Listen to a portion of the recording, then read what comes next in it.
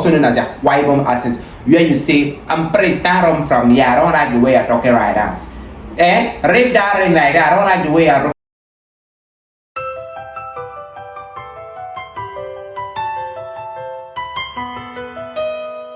So today I am going to be sharing with you reasons why Ghana can never be as developed as Nigeria. Yeah, you heard me right. These are the contents that we don't like listening to on social media. Reasons why Ghana can never be as developed as Nigeria. Yes, it's the truth. Ghana is not as developed as Nigeria. Although Ghana gained its independence before Nigeria. Ghana had its independence 6th of March 1957, while Nigeria gained its independence 1st of October 1960. So you can say that it's safe to say that Ghana is older than Nigeria with 3 years. But still, Ghana has failed to be as developed as Nigeria, even when they had all the facilities to put together to make it our whole developed country. So I'm going to be sharing with you 3 major reasons why I said Ghana can never be as developed as Nigeria. So if this is the content you like, please do remember to turn on your post notification button and click on that subscribe button, and also remember to like and share so we can go right straight into the video. First of all, the major reason why I say Ghana can never be as developed as Nigeria is 1, segregation.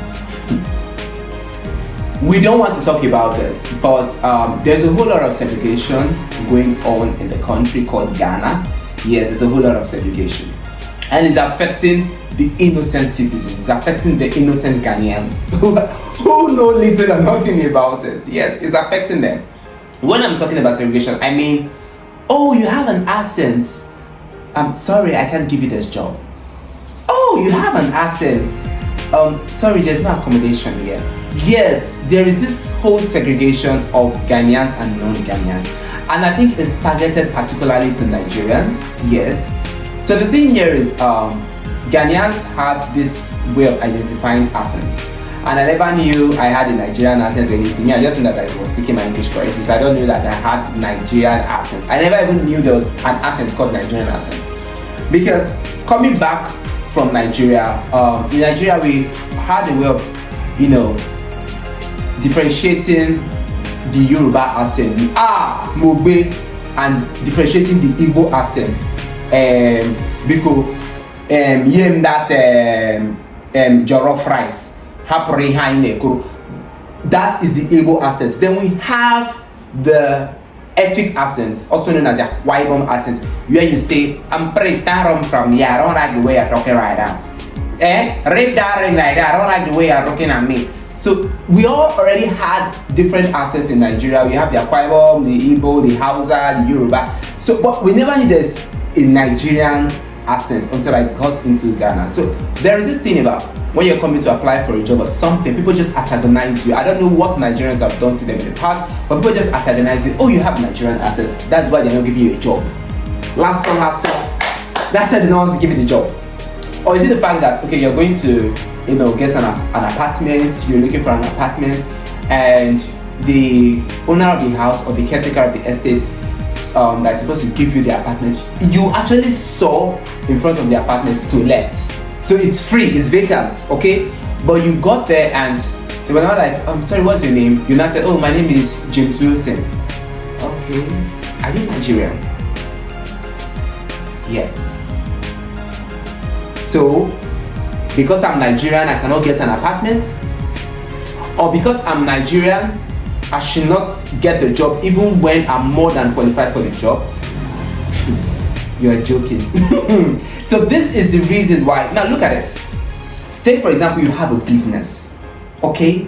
Treat that business like it's your own business. Forget the fact that you're the one managing business. Treat it like it's your own, that all the capital involved in that business comes from you, okay? Now, you are having such a business and you need an IT specialist, or you need somebody who is very good in that particular field of business that you have, and the person happens to be a Nigerian. So because the person is a Nigerian, you will not give the person the job. How will that business grow? Now when you go back to Nigeria, it's not, see, when we talk about business in Nigeria, it's not just Lagos. So that's the thing. Nigeria is a commercial hub center on its own. Nigeria is a commercial hub center. So it's not just Lagos. We have big markets in Lagos, in Anambra State, precisely Onitsha, in Aba, now even in Port Harcourt, in Kano. There are so many commercial centers in Nigeria. And when you look at all these businesses, whether it's a partnership business or a sole proprietorship business, or whether it's a private company or a public limited liability company, whatever the type of business it may be, these people do not have this segregation whether you are a Nigerian or you're not. In fact, they even prefer, one thing about Nigerians, that we even love foreigners. Yes, I'm proud to say that. Nigerians even love foreigners because we believe that as you're coming with a different idea, you're coming with a different perspective. But it's a different case for Ghana, because Ghana just has this thing that if you cannot say the Mepacho correctly, or the Etiseng, or you cannot say Eradie, or you cannot say Midiamidi Paucho, or whatever, if you cannot speak their chi very well, especially if you don't actually look like them, they just have this segregation. They have this thing, they just, in fact, especially when they just say that, oh, you're Nigerian, there's just this stereotype they've already carved out for Nigerians. And you can see, if you look at their music industry, their movie industry, it is dying. Forget what they are saying, and nobody's investing in their movie industry and nobody's investing in that. Who want invest for waiting? No, they grow. Who want try them? If now you go put your money for where the thing no go yield profit. You go put your money for where the thing no they grow. That is the thing. You are already pushing people away. Who now wants to come and invest in your industry?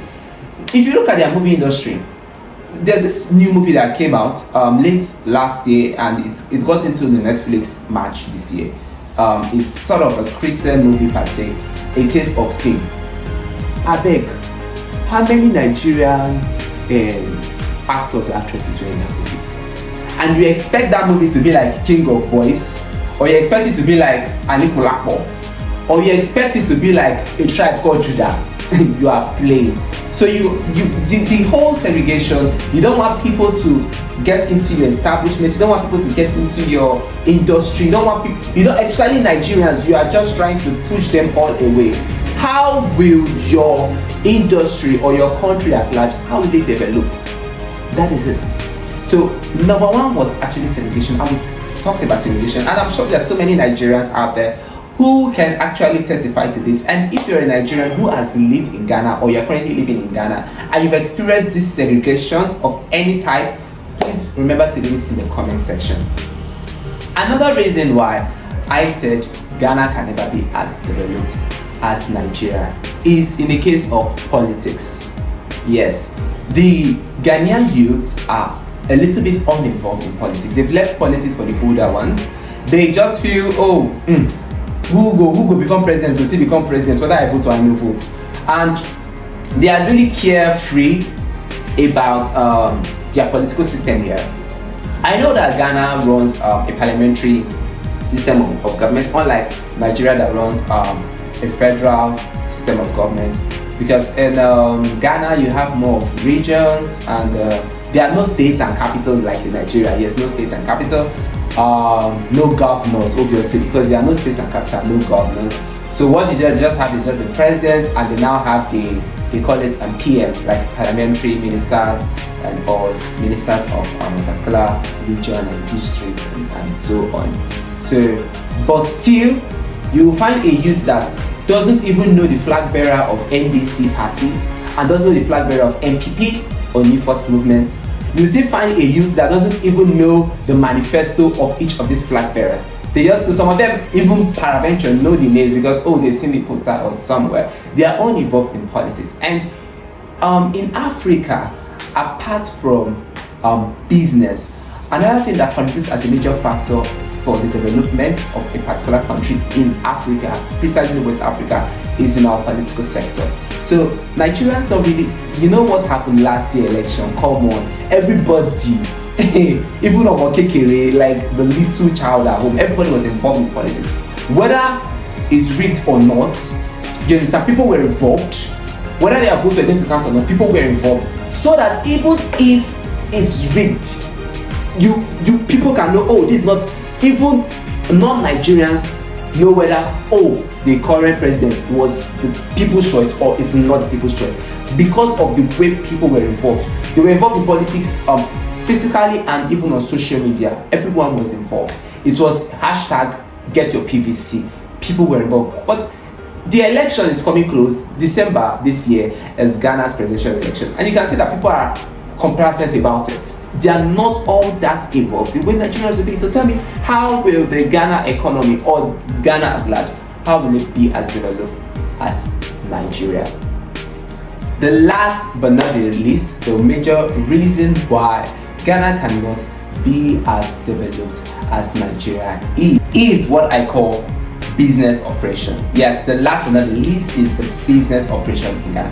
Now, unlike in Nigeria, you already have like the commercial centers, you know, in each city. Like when you talk about, although Lagos, everywhere in Lagos now is talking to business. But when you talk like Lagos, you know, like, oh, there's Balogun, there's Yaba, there's Idumota, like different. These are the commercial centers.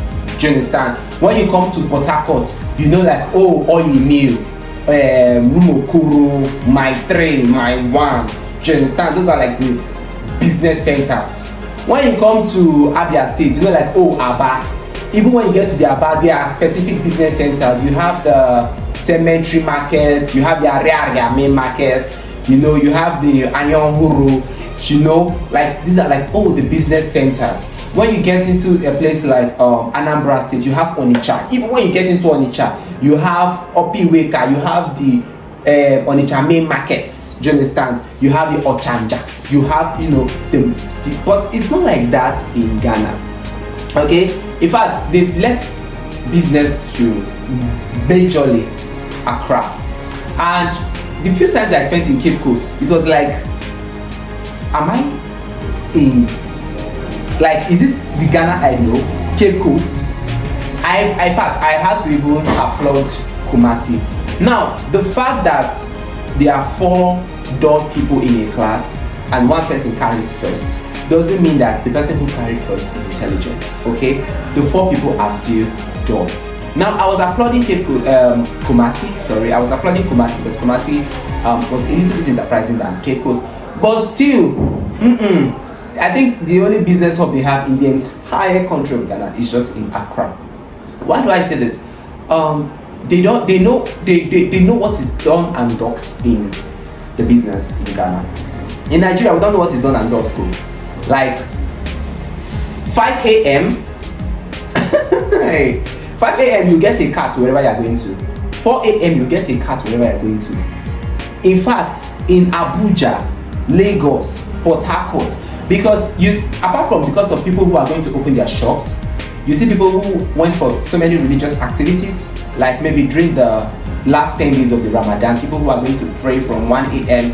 to like 3 a.m. or people who go for, the Christians who go for vigil. Do you understand? So you see people who are coming back late, like maybe coming back from Shiloh or Glory Rain, they are coming back late. 1 a.m., 12 a.m., 2 a.m., whatever the case may be, they will see keke. That is what in Ghana they call it pragya. You will see pragya, you will see all this means of movement at that time, because nobody knows what is done or does in the business of Nigeria. But in Ghana, 9 p.m. they've closed their shop. So the best of the best is, how will they, like a supermarket, a hypermarket? I'm sorry, but I have to say it. There are so many supermarkets that they applaud in the city of Kumasi that shuts down their selling windows from 8:30 p.m., 9 p.m. Really? But if you come over to Nigeria, 10 p.m. is like the more reason. When you talk to supermarket, 10 p.m. you're free to close. But there are some supermarkets, although in Port Harcourt, in Lagos, and in Abuja, that run 24 hours. There are restaurants that run 24 hours. There are like even some clubs, you understand, some bars that run 24 hours. And if you run a 24-hour business, you see it even creates room for more employment, because obviously you have to do shifts. It's not as if the staff will be running 24 hours. No, the business is running 24 hours with like 2 or 3 different shifts. So they will employ more people who will run morning shifts, afternoon shifts, and night shifts. But no, the Ghanaians will not want to do this. They feel the old-fashioned way they know is the best operation depression for business, which is wrong. And these are what have limited the development of the country of Ghana. Now, if you stayed this long to watch this video, you are the real MVP, and I wouldn't trade this for anything. Please, thank you for staying this long to watch, and please do remember to click on the subscribe button, turn on the post notification button, and remember to like and share this video. And if you've had any of this experience, always remember to leave it in the comment section. And if you feel, oh, there is something that I forgot to add that I need to have added, please help me, write it down in the comment section. And till then,